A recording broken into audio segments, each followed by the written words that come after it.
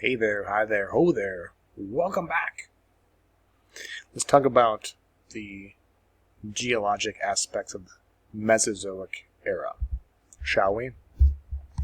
Once we get into it, you'll notice something a little different than how we did the Paleozoic era. So this is the time frame we're talking about 252 million years ago to about 66 million years ago, so an even smaller chunk than the Paleozoic. And it's broken up into three periods: Triassic, Jurassic, and Cretaceous. Most people have heard of the Jurassic, Jurassic Park, dinosaurs and whatnot. But we'll get more into animal life next unit. But this is more so just on the geology. But this is what we're going to cover.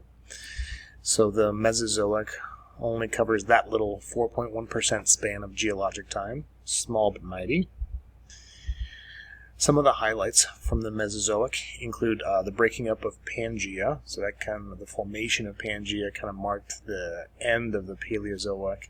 And now we're going to get into the breaking up of Pangaea now that we're in the Mesozoic. And that had great influence on both terrestrial and marine organisms. More on that next unit.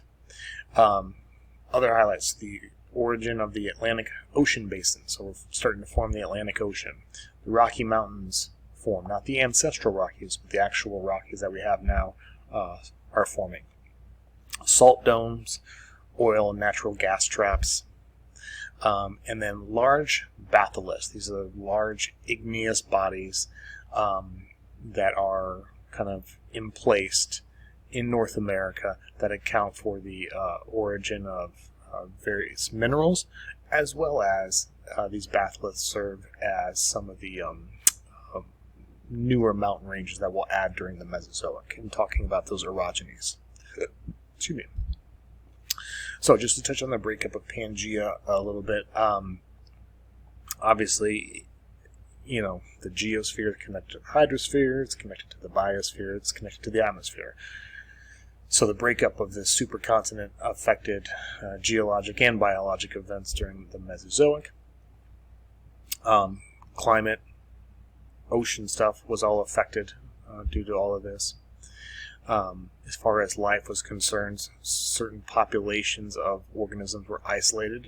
If continents are breaking apart and you're stuck on this one, well, you're not isolated from, any relatives on this one. So that led to evolutionary changes.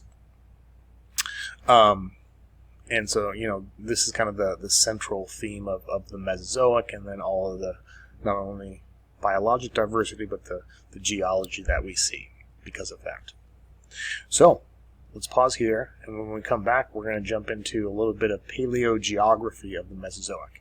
See you back here in just a second.